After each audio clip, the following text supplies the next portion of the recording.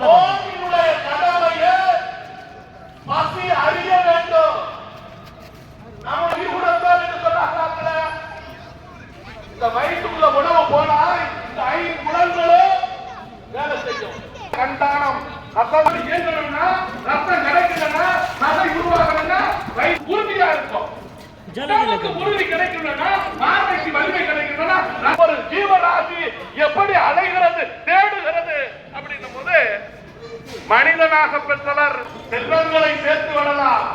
ஆனால் வறியவராக இருப்பவர்கள் ஏழ்மை பெற முடியாதவர்கள் தவிர்த்தார்களே.